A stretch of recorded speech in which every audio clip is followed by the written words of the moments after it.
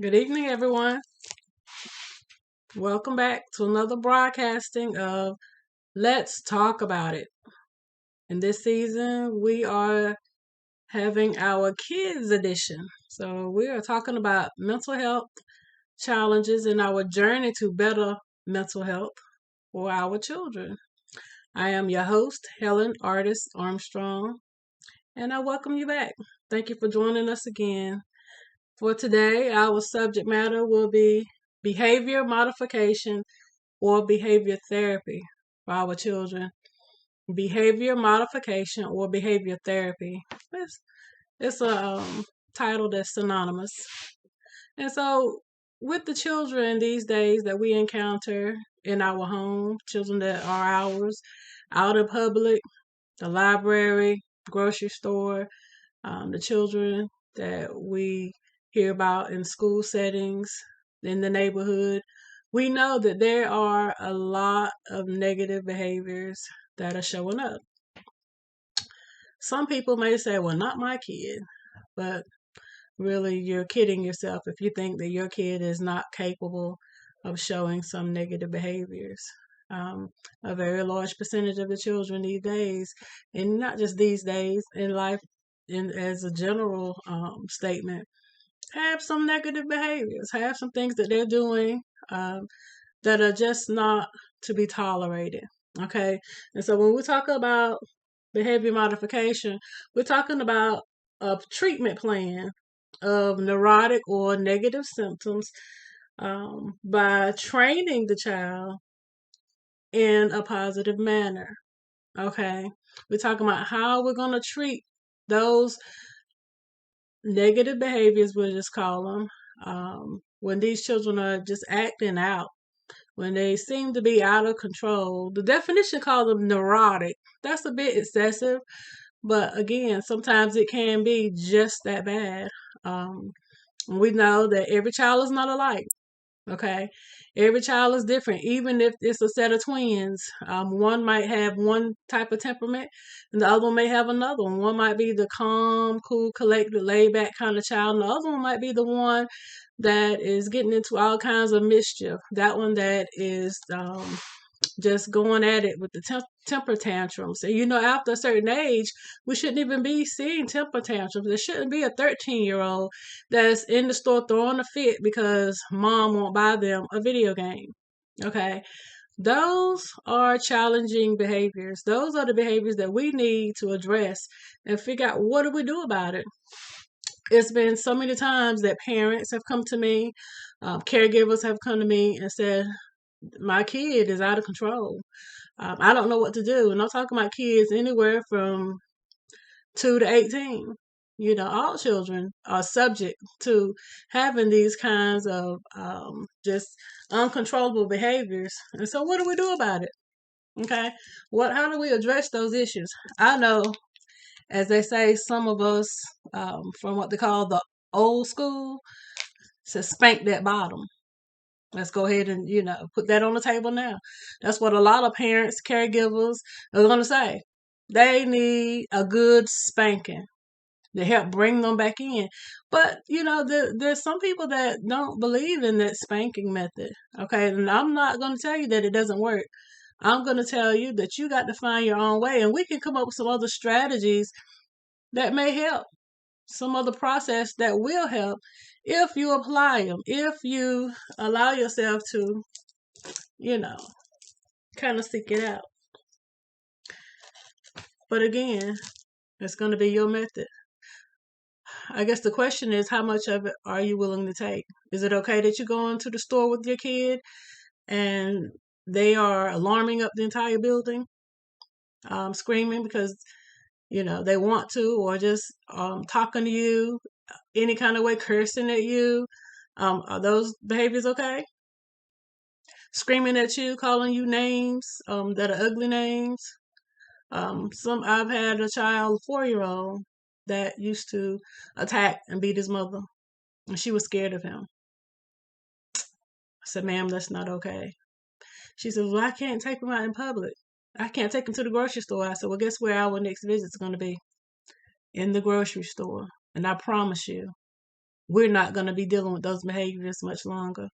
And we didn't. And I didn't have to spank him. But there are plans, strategies that we can put in place. Okay, and the first thing that you need to do, if this is you dealing with these behaviors with a child that you know, that you have care of, that you can be influential to, is you got to make sure that you identify the source of why this kid is acting the way they are. Is it some other underlying mental health challenge? Autism, ADHD, ADD? Is it some other mental health challenge that the child is presenting with? Got to identify that, because if you feel like it is, go have them tested. Go get an assessment done. Call your pediatrician. Let them know this is what's going on. I want my child tested. Go find out. Because if it is, that's a whole nother set of strategies. Doesn't mean that nothing can be done. It just means there's a whole nother playbook, so to speak, that we can bring out, okay? And once you determine that there are no other mental health challenges going on, and even if there are, the first thing you want to do is model the appropriate behavior in front of them. Far too often, somebody says, "Oh, my kid, everywhere he goes, he's cursing people out. I don't know what's wrong with him." Well, yeah, and the casual conversation that you had with me, in 5 minutes, I've lost count how many times you cursed in just a random way of speaking. My kid is always pushing and shoving people. Well, what are you demonstrating in front of them? What are they watching at home? What are they seeing you do? Are you and your spouse or significant other fighting in front of them? Is there any kind of physical altercation? These are things that have to be addressed, have to be looked at. Find out, what is the trigger? Where's it going? Where's it coming from? Are you modeling good behavior in front of them? The behavior that you want them to have. Is that what you're showing them? Are you on the phone and you're just fussing people out and you're talking negatively about other people, and I can't stand him, and so your kid are going to daycare or to school and talking the same kind of talk? What are you modeling? What are you showing? What are you demonstrating in front of your child? Okay, because these a lot of behaviors, and we talked about this before, a lot of behaviors are learned behaviors, and so make sure that you are not showing them these terrible behaviors that they can pick up and they can begin to mimic. And a very powerful tool that I found to be very effective with a lot of families is set ground rules for your child. If you got to get you some paper, get you maybe a poster board and a marker, something that's going to put some heavy writing thick on it. Okay, let's sit down. Let's go over some house rules. We will respect each other. No cursing in this house. There will be no hitting in this house. Set some ground rules. Post it up somewhere where they can see it every day. And when they do these challenging behaviors, let's go back to the ground rules. Remember, we set this in place? This is not okay. Talk to your child about what is and what is not okay in the house. If your kid is in the house and they are constantly going in and dirtying up the kitchen, clean up behind yourself. It's one of the rules. Let's set it in place. So what, your kid is 16. Okay? That just means that you're late setting the ground rules, but it's not too late. If they're still living in your house, up under your roof, you're still taking care of them. Get it in place now. Yes, it's going to be a whole lot more challenging because they're older, because it should have been established, at the age of 4 and 5 years old. Let's set some rules. But if it wasn't, okay, put it in place now. But you got to be diligent about it. You got to be, one of those people that's going to lay it out and mean it. After you set those ground rules and you establish those things, establish rewards and punishment. Punishment doesn't always mean a spanking. Punishment, I can remember my son, he was 3, maybe 4 years old, and he had did something that I guess landed in me saying, okay, now it's time for punishment. Punishment for him was that lollipop, those little dum-dum pops, little bitty lollipops. He had some, that was put up. He was supposed to get his lollipop at a certain time. Well, his punishment that day was, okay, because of what you just did, you no longer get that lollipop right now. Didn't say that he couldn't have it. Didn't say that I was taking it, he would never get it back. You lost your privilege at this time to get your lollipop. Oh, this kid lost it. You would have thought that I pulled out the belt and spanked him real good. He cried so heartfelt and so just, I almost gave in. I almost gave in because I saw the anguish and the hurt that was on this kid because he lost his privilege to have his lollipop. Even at that age, setting the boundaries, setting the ground rule, setting those rewards and those punishments. Now let him know your behavior is not okay. And your behavior will make you lose things. As he got older and my kids got older, they lost other things. There were times when they lost their electronics. There were times when they lost their turn, to play a game or whatever. There are different things that you will be able to gauge if you are paying attention to your child. Different things that you can use as punishment and rewards. Reward doesn't always mean I'm going to give you stuff either. One of the biggest rewards, especially for young children, I say 5 and under, one of the biggest rewards that they need to get is praise when they're doing good. Don't always call out what they're doing wrong and never call out what they're doing right. Let it be where you are rewarding their good behavior. Okay? Because what's going to happen with that, if you are giving praise and rewarding their good behavior and their positive behavior, then some of those negative behaviors are not going to come. And you won't need to do behavior modification because that child will be on the right track.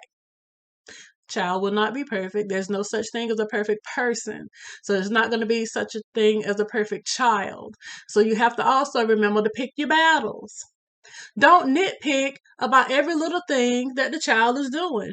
He left a toy in the middle of the floor. Okay, it's a toy. It's different from him taking all the toys out and spreading them across the room.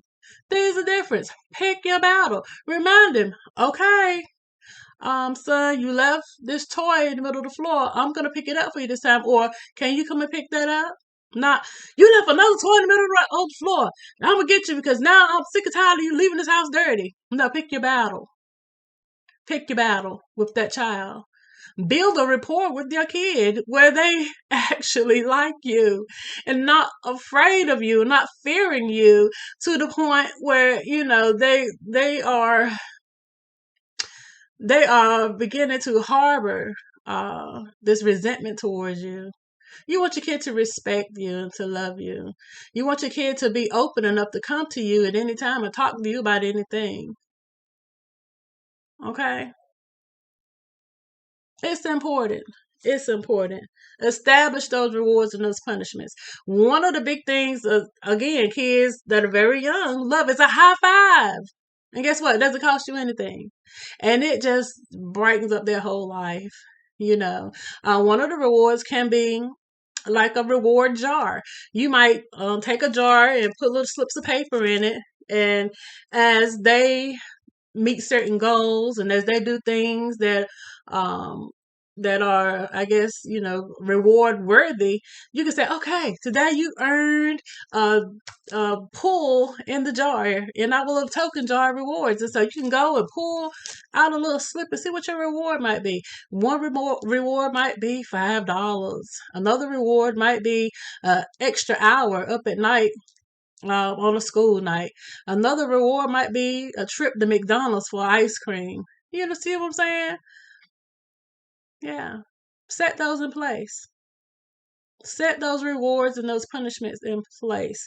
I'm telling you that these are the things, some key things and strategies that you can use for behavior modification in your children. You can reshape these behaviors that they're showing that are not pleasing, that are not pleasant, that might be borderline neurotic. You can reshape it. The power's in your hand. And follow through. Okay, I can't stress that enough. Kids are resilient. Kids will learn your ins and your outs, and they will learn how to manipulate. Kids will watch and study you when you don't think so. And if you got to get, something across to them, if you got to say something to them to, a fashion of correction, don't yell across the room or in another room. You go into that space. Sometimes you got to get right in their face to let them know this is what I expect of you, or I'm disappointed in you. Let them know, get in their space so you got that eye contact. So you know that you're in that earshot, especially some of the kids who is they preteen, teenager, and they're to the point now where they don't want to listen. No, I'm getting in your face because I need you to know that I'm serious and I'm not playing with you. Get in their face and let them know this is what's expected, and there will be consequences if you don't get it right. Stop trying to be your kid's friend. There are what, about 8-9 billion people in the world now? They could choose for all of them to be their friends. But you were selected to parent them. You were selected to be the caregiver. You are the disciplinarian. You are the one that set the tone. Let them go befriend somebody else. And then when they get to be adults, you can go back and befriend them again. I didn't say don't be friendly to your child. Okay. You can be friendly to them without getting on that level where, oh, you're my bestie. No, I'm not your bestie. I'm your mother, father, caregiver. Because you don't want to get in such a place with them where we all buddy and pal. And now when it's time to be that disciplinarian, it's time to crack down on them. And now you feel some type of way. Well, I don't want them to be mad at me. Get mad at me. I'm the mama. You will get over it. Because I'm going to show you nothing but love on the other side of this. And believe it or not, kids want, correction. They won't admit that, but they do. They want correction because that's part of how their makeup identifies with who loves them. Okay? Take the time out with them. Behavior modification. And just remember that things like rewards, whenever you are rewarding them for something, it should be something that you quickly speak of or represent. If they did something, they came home with all A's on the report card this semester, and they show it to you today, you shouldn't be responding weeks from now, days from now. It should be immediate because they need that immediate gratification, especially if they have had a season of bad grades. If they have cleaned up their room and they normally have a messy room, give them that immediate gratification. Good job. Well, I appreciate you cleaning up your room. Hey, I noticed that room's clean today. All right. We're going to make us some weekend plans. Yeah, the immediate gratification. Okay. Don't wait on it because that's going to just help to shape them in that fashion where they're going to want to come and do that again because that's going to bless their whole life. It's going to bless them whether they say it to you or not. And be that parent that comes to that child and gives them hugs. Give them those random I love you. I know that, you and I don't see eye to eye all the time, especially the preteens and teens. Just let them I love you. I know there's a lot of things you're working on right now, and there's a lot of negative behaviors you're showing and things you're doing that are not appropriate, but I love you. Let them know that there's through it all that you still care. Okay? I'm telling you, you're going to shape that child into a better human being, a better member of society. Because that's what it's ultimately about. The children are our future. It's about helping them to get to that place where they get into adulthood and they are the best representation of themselves that they can be. Not a menace, not just somebody in society that's just, terrorizing other people and bullying and just being abusive and all these things. How their behavior is as they come up now and the way you shape it is going to determine who they're going to be on the other side of adulthood. One scripture I wanted to leave with you today, because I'm always making sure that I let you know that Jesus is my saving grace. I've not been a perfect parent or a perfect person, but just following what some people call the good book, which is the Bible, and just taking these things and these principles and this scripture and applying it to my life has made me a better person. And so one scripture I wanted to leave with you today is Ecclesiastes 8:11. And paraphrasing a little bit, it says, because punishment does not come quickly for bad behavior, a person will continue to do those things that are wrong. Talking about those children. I want to read that again. Ecclesiastes 8:11 says, because punishment does not come quickly for bad behavior, a person will continue to do those things that are wrong. So we talked about the immediate gratification for good behavior. Well, guess what? You need to address that negative behavior as quickly as possible as well. Okay? If your kid just slapped somebody, okay, we need to address this right now. I need you to know right this minute. That's not okay. That's not okay. And, there's going to be some punishment and consequences behind this. Whether it's going to bed early, taking away a game. I don't know what your punishment will be. I'm not going to promote spankings, but I'm not going to tell you not to either. I'm going to tell you to find your strategy and your way of dealing with this and deal with it. Show them the right way to do things in life. Okay. That's my spiel for today. I could go on and on because it's a very hot topic right now, and it's something that needs to be discussed. So many people, so many parents have reached out saying, I'm at my wit's end. I don't know what to do. I don't know what to do with this child. Well, you have to be a person that diligently, I'll say, is diligently on top of these behaviors. You can't just be slack about it. You can't come strong with it today and then you be so passive tomorrow. It doesn't work that way. And if your child is one that's showing negative behaviors and some of these techniques and are not working, maybe it's time to take another step and have that assessment done and see what other strategies can be brought out. So again, thank you for joining us on this broadcasting. I look forward to every week that I get to spend with you guys.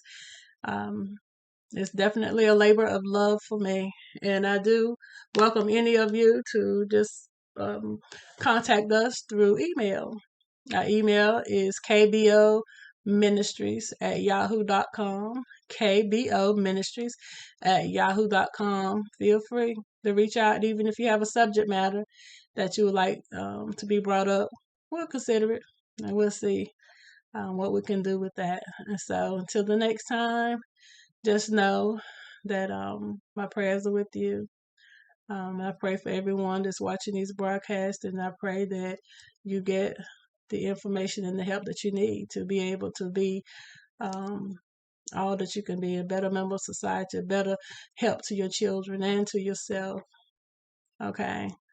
And so, y'all have a blessed evening, and I'll talk to you the next time. Bye-bye.